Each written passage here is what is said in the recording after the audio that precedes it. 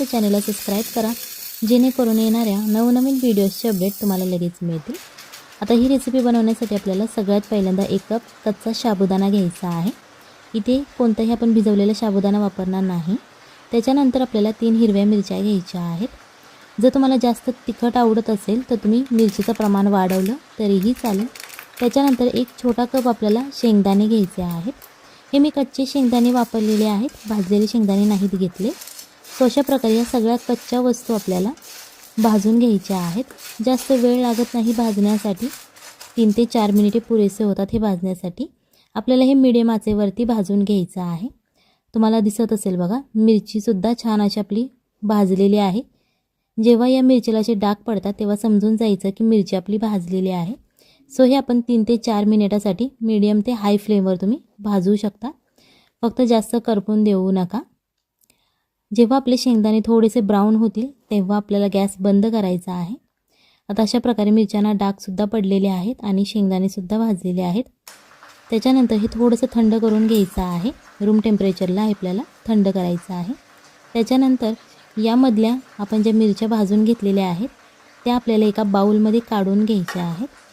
इथे जर तुम्ही लहान मुलांसाठी बनवत असाल तर मिरचीचं प्रमाण कमी ठेवा, जेणेकरून हे आवडीने खातील आणि त्यांना तिखटही लागणार नाही।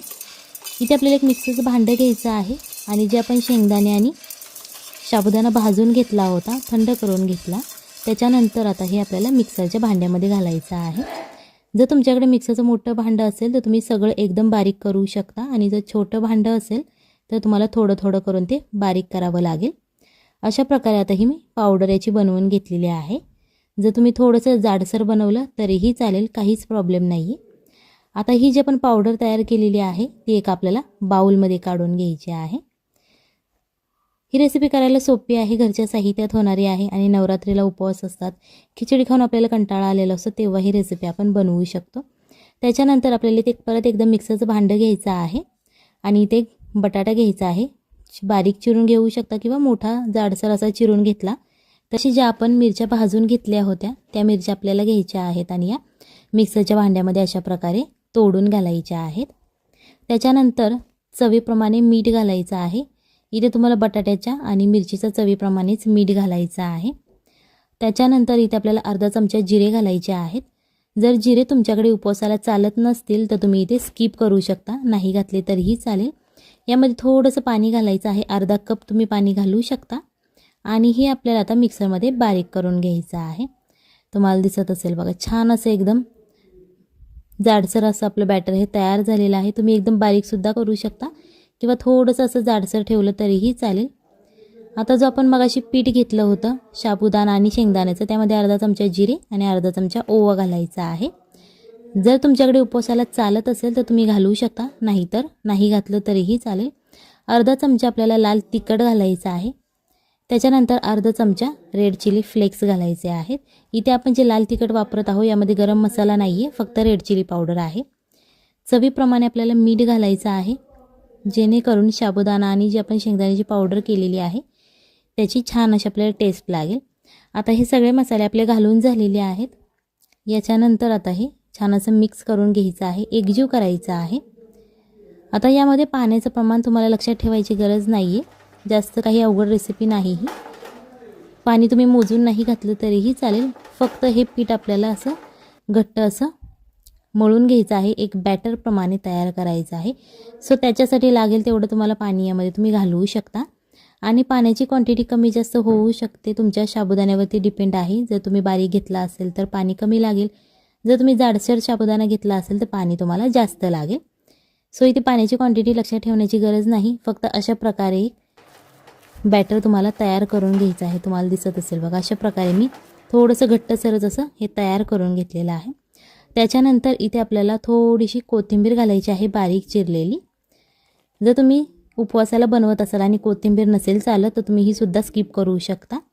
आणि जर तुम्ही ही रेसिपी उपवासाला नसेल बनवत, असाच नाश्ता करण्यासाठी बनवत असाल तर तुम्ही यामध्ये कोथिंबीर घालू शकता, कारण कोथिंबीरची चव खूप छान लागते। आता ही कोथिंबीर घालून झाल्यानंतर थोडंसं मिक्स करायचं आहे आणि याच्यानंतर याच्यावरती झाकण ठेवायचं आहे। 5 ते 10 मिनिटासाठी तुम्ही ठेवू शकता आणि जर तुम्ही खूप घाईत असाल तर 5 मिनिटे ठेवलं तरीही चालेल। अशा प्रकारे आता जे आपण पाणी घातलेलं होतं हे या सगळ्या साबुदाण्याने शोषून घेतलेलं आहे. सो बॅटर हे एकदम कोरडं असं तयार झालेलं आहे. त्याच्यानंतर आपण जी मगाशी पेस्ट तयार करून घेतली होती बटाटा आणि मिरचीची ती घालून घ्यायची आहे. यामध्ये कधी तुमचा बटाटा जाडसर एकदम राहू शकतो किंवा बारीकसुद्धा होऊ शकतो. ते तुम्ही तुमच्या मिक्सरवरती डिपेंड आहे. सो तुम्ही जाडसरसुद्धा घेऊ शकता आणि एकदम बारीक अशी पेस्ट केली त्याची तरीही चालेल. सो अशा प्रकारे आता हे मिक्स करून झालेलं आहे. याच्यानंतर आपल्याला 1 वाटी दही घ्यायचं आहे. तुमच्या घरात जे अवेलेबल आहे दही तुम्ही ते घेऊ शकता किंवा बाजारातून विकत आणलं तरीही चालेल.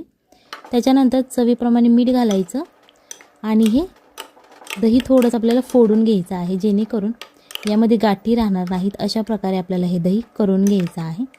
जर तुमच्याकडे बीटर असेल तुम्ही त्या बीटरने सुद्धा हे बीट केलं फेटलं थोडंसं तरीही चालेल किंवा असं चमच्याच्या मदतीने फेटलं तरीही चालेल. त्याच्यानंतर आता इथे आपल्याला 1 चमचा तेल घ्यायचं आहे. अर्धा चमचे जिरे घालायचे आहेत फोडणीसाठी आपल्याला. आता हे आपले जिरे घालून झालेले आहे थोडेसे तडतडून द्यायचे. त्याच्यानंतर कढीपत्ता घालायचा आहे. इथे तुम्ही वाळका कढीपत्तासुद्धा वापरू शकता. जर तुमच्याकडे अवेलेबल नसेल ताजा कढीपत्ता तर तुम्ही वाळका कढीपत्तासुद्धा घेऊ शकता. अर्धा चमचा लाल तिखट घालायचं आहे आणि आता हे थोडंसं तेलामध्ये फ्राय होऊन द्यायचं आहे जेणेकरून ते आपण जे मसाले घातलेले आहे ते छान असे तेलामध्ये फ्राय होतील. जे आपण मगाशी दही फेटून ठेवलं होतं त्या दह्यामध्येच आपल्याला ही फोडणी घालायची आहे आणि छान अशी थोडीशी तडतडून द्यायची जेणेकरून दह्यालाही याची खूप छान अशी टेस्ट येते. जरी ते तुम्हाला तेल आवडत नसेल तुम्ही तूप किंवा बटर वापरलं तरीही चालेल. ते तुमच्या आवडीवरती डिपेंड आहे तुम्हाला तेल वापरायचं. ही जी आपली फोडणी घालून झालेली आहे ती छान अशी मिक्स करून घ्यायची जेणेकरून याची छान अशी टेस्ट लागते. आता हे आपण साईडला ठेवून घेणार आहोत. इथे आपल्याला एक पॅन घ्यायचा आहे. यामध्ये 1 चमचा तेल घालू शकता किंवा तुम्हाला तूप किंवा बटर आवडत असेल तुम्ही ते वापरलं तरीही चालेल. अशा प्रकारे ते स्प्रेड करून घ्यायचं. त्याच्यानंतर आपण जे मगाशी साबुदाणा शेंगदाणा आणि बटाट्याचं जे बॅटर बनवलेलं होतं ते अशा प्रकारे चमच्याच्या मदतीने तव्यावरती पसरवून घ्यायचं आहे.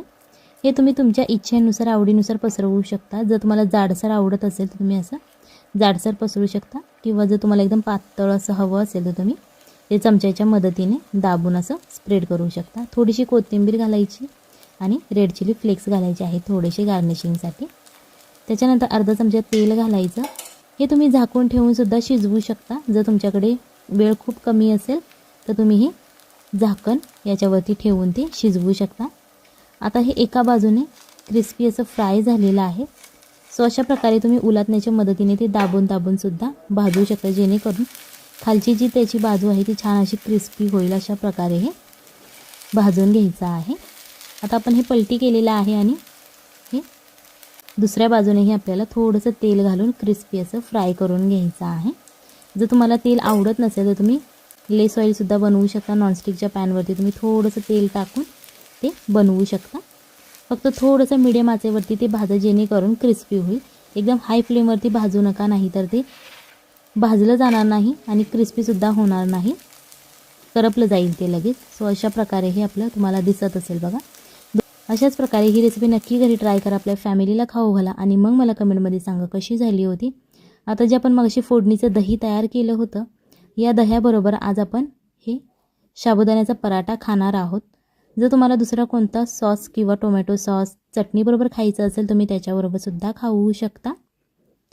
फक्त हे दही एकदा नक्की घरी ट्राय करा. आपल्या फॅमिलीला खाऊ घाला आणि मग मला कमेंटमध्ये सांगा कशी झाली होती. ही तुम्ही रेसिपी उपवासाला बनवू शकता किंवा अशीच नाश्त्यासाठी बनवली तरीही चालेल. आता ही आज आपण दह्यात बुडवून खाणार आहोत. चॅनलवर नवीन असाल तर चॅनलला सबस्क्राईब करा जेणेकरून येणाऱ्या नवनवीन व्हिडिओजचे अपडेट तुम्हाला लगेच मिळतील.